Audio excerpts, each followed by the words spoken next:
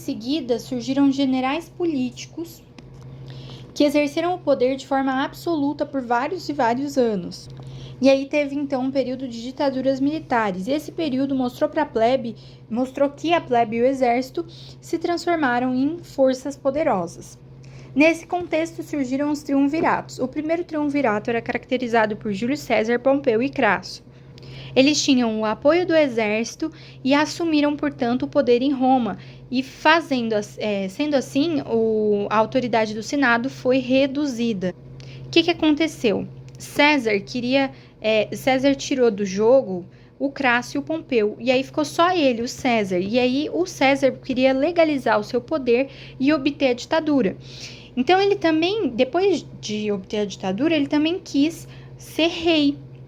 Só que aí uma galera, um grupo de senadores liderados pelo Brutus e o Cássius falaram assim: você quer ser rei? Nada, Nina, não. Você não vai ser rei nem aqui nem na China. Então foram lá, se reuniram e mataram o César. Aí depois surgiu o segundo triunvirato, formado por Caio Otávio, Marco Antônio e Lépido. Eles venceram rebeldes na Macedônia e dividiram a república entre eles. Só que aí o que aconteceu? Assim como o César fez, o Otávio tirou o Marco Antônio do jogo e o Lépido do jogo. Então, o Otávio voltou, ele foi para o Egito, se apoderou do Egito, e quando ele voltou para Roma, ele foi recebido como salvador da república. Então, na verdade, o Caio Otávio, seria o fundador do Império. Então, o Império Romano, então, foi estabelecido. E aí, o Senado concedeu para o Caio Otávio títulos que iam legalizar o seu poder absoluto. Um desses títulos concedidos pelo Senado para o Caio Otávio era o título de Augusto, que era destinado aos deuses. O que esse Augusto, que é o Caio Otávio, fez? Ele reorganizou as províncias, ele criou o sistema estatal de cobranças de impostos, criou uma estrutura social fundamentada em critérios censitários, ou seja, os mais ricos tinham os privilégios políticos e se distinguiam pelo uso da cor, de uma determinada cor. Tinha a cor púrpura e a cor azul. Ele também quis conter a influência da cultura helenística. O que era a cultura helenística? A fusão da cultura grega e da cultura oriental. Então, ele queria conter a influência dessa cultura no Império. E, para isso, ele tentou reavivar os valores do passado agrário de Roma, mas ele não teve muito sucesso. Ele interrompeu a expansão romana, e aí eles passaram por um breve período de paz externa que recebeu o nome de Pax Augusta. Só que aí quem que veio? Os piratas que prejudicaram o comércio marítimo, eles foram eliminados. Esse fato, somado ao fim das guerras civis, permitiu restabelecer leis. E isso gerou uma situação de paz e segurança interna. E aí caracterizou a Pax Romana. Só que aí veio um porém. O Augusto, que é o Caio Otávio, ele não tinha herdeiros diretos. Então ele indicou como sucessor um filho adotivo dele, que era o Tibério. E aí, a partir disso, tiveram 4 dinastias diferentes que governaram o Império: a Júlio-Claudiana, os Flávios, os Antoninos e os Severos. Na dinastia dos Antoninos, não teve muitas conquistas assim tão novas. Aí, o imperador Caracalla se destacou por ter assinado um édito que estendeu a cidadania para todos os homens livres do Império, fazendo com que tivesse como é que eu posso dizer? Igualou a população perante o direito romano. A população não, os homens, né? E aí, o que aconteceu? O problema econômico estava crescendo e esses problemas econômicos estavam aumentando a crise do Império. Então, o Império começou a sua fase de declínio. Quais os fatores para essa crise? Bom, então, o final das guerras de conquista, porque o final dessas guerras de conquista contribuíram para diminuir o número de escravizados e, à medida que as guerras cessavam, escasseava a mão de obra disponível. Então, se tinha pouco escravo, o pouco que tinha ia ter um preço muito grande. Então, o preço do escravo era alto.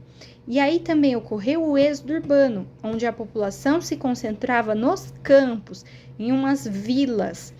As cidades deixaram de ser o centro da vida do império. Também teve nessa época a expansão do cristianismo, porque o cristianismo começou a se difundir pelo império, e essa difusão era feita pelos apóstolos que pregavam a mensagem do Messias. A priori, o que acontecia? Perseguição aos cristãos. Só que depois, Constantino fez o Edito de Milão. Esse Edito de Milão proibia as perseguições e dava para os cristãos liberdade de culto. Então começou a difusão do cristianismo propriamente dita. Aí depois veio o imperador Teodósio, que ele proibiu o culto pagão e oficializou o cristianismo como religião do Império Romano, com o Edito da Tessalônica. Algumas medidas foram tomadas contra a crise. A crise estava relacionada, então, com o quê? Com os problemas militares. Então, teve um imperador chamado Diocleciano que tentou contornar o problema. O que ele fez? Ele dividiu o império em 4 partes. Quem também dividiu o império para tentar conter essa crise foi o Teodósio, que ele criou o Império Romano do Ocidente e o Império Romano do Oriente. Como haviam problemas militares, então o enfraquecimento militar facilitou as invasões dos bárbaros. E aí era o fim do Império Romano do Ocidente. A religião islâmica foi fundada pelo Maomé. A expansão do islamismo se deve principalmente a um espírito de que transcende qualquer distinção de raça e permite a cada povo se integrar no Islã, mas também conservar sua cultura própria. Como que era a Arábia pré-islâmica? Bom, no âmbito político havia uma falta de unidade territorial e política, né? E no âmbito religioso, a religião predominante era politeísta na Arábia pré-islâmica. Nesse período, no período pós-islamismo, a fé e o conhecimento científico no mundo islâmico conviveram na Alta Idade Média. E aí, como que isso aconteceu? A religião árabe estimulava essa busca pelo conhecimento, porque os árabes assimilaram os conhecimentos dos povos que eles dominaram, e aí desenvolveram saberes em áreas como a medicina, por exemplo. A migração de Maomé e seus seguidores para Medina marca a conquista muçulmana da Terra Santa, depois de lutas contra os cruzados europeus. Uma das cidades mais importantes nesse contexto era a cidade de Meca. A cidade de Meca, porque na cidade de Meca tinha um santuário que era chamado de Kaaba.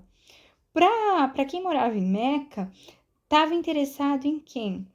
Em romarias que se realizavam no final de cada ano e transformavam a cidade num grande centro comercial. E aí, outra cidade que era um grande centro comercial era Iatreb. Quais os preceitos do islamismo? Bom, primeiramente, a doutrina islâmica é um sincretismo do cristianismo e do judaísmo e prega a crença em um único Deus, nos anjos, no paraíso celestial e no juízo final. Quais são os preceitos do islamismo?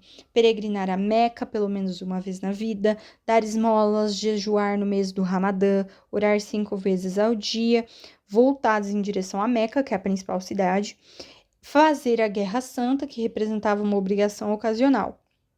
E aí, o que acontece? Tem um livro chamado Sunna, que reúne as tradições em torno da vida de Maomé. E também tem o Corão, que é como se fosse a Bíblia do Islã. O que significa Islã? Islã significa seguir a vontade de Deus. E o islamismo tem uma crença fundamental em Alá. E, além disso, o islamismo é a terceira religião monoteísta. Quais foram as causas da expansão muçulmana? Desejo de expandir a fé e converter o mundo, atração pelo butim e a ideia de um paraíso material. Além disso, a expansão muçulmana também foi motivada pela busca de melhores terras, pela fraqueza dos impérios persa e bizantino e a fragmentação dos reinos bárbaros que conquistaram o Império Romano. Também é importante dizer que a substituição dos califas hachemistas pelos omíadas levou a 2 mudanças. A capital foi transferida para Damasco e as conquistas se voltaram para o Ocidente. Eles foram detidos, os maometanos foram detidos pelos francos na Batalha de Poitiers. Em Damasco, um golpe político afastou os omíadas do poder. E aí, nesse momento, ascendia a dinastia abássida, que era formada por parentes do Maomé. E aí, a ascensão dessa dinastia abássida provocou a transferência da capital para Bagdá e promoveu uma expansão rumo ao Oriente, além de um notável desenvolvimento cultural. Quais as consequências, então, dessa expansão? Controle das principais rotas comerciais do Mediterrâneo, o desaparecimento do comércio europeu, que acelerou o processo de ruralização e contribuiu para a formação do feudalismo. É importante ainda mencionar que jihad é a luta pela fé, pela restauração da palavra de Alá e a ação contra a opressão. Monarquias nacionais e crises dos séculos XIV e XV. Com a crise do feudalismo e o nascimento do capitalismo, o poder evoluiu da descentralização para a centralização dos senhores feudais para o rei. E vários fatores contribuíram para o êxito real. Dentre eles, a fragilidade da nobreza, por conta da crise do feudalismo, o fortalecimento de quem? Da nova classe que ascendia, que era a burguesia, a necessidade da unidade política para o território nacional, e isso só foi possível com a centralização do poder, ou seja, com a monarquia. O rei teria condições para uniformizar pesos, medidas, moedas, leis, organizar a expansão em direção ao mercado externo. E para realizar essa tarefa, o que o rei tinha que fazer? O rei tinha que se aproximar do Estado. Então, ele tinha que dominar a tributação, ele tinha que monopolizar a violência pelo domínio da força, ele tinha que exercer o poder por meio da administração e da justiça. E esse processo de monarquia começou na França, depois ele foi para a Inglaterra, Portugal e depois para a Espanha. A monarquia nacional francesa teve início com Felipe Augusto. O Felipe Augusto nomeou funcionários de sua confiança para supervisionar a justiça nos tribunais feudais, diminuindo a autonomia dos senhores de terras. Ele se preocupou em criar um exército nacional submetido, claro, à sua autoridade. Depois veio quem? O Luís IX. O Luís IX, ele utilizou princípios religiosos para tomar proveito político, instituindo o direito de apelo, onde todos os casos seriam julgados pelos juízes reais. Ele combateu os abusos dos funcionários e adotou leis escritas. Depois, na França ainda, como rei, veio o Felipe o Belo. Felipe o Belo sucedeu São Luís e entrou em litígio com o Papa Bonifácio VIII. Ascendeu nesse contexto um conflito chamado Guerra dos 100 Anos. E essa Guerra dos 100 Anos provocou a destruição da nobreza feudal e contribuiu para formar um forte sentimento nacional, favorecendo o poder real.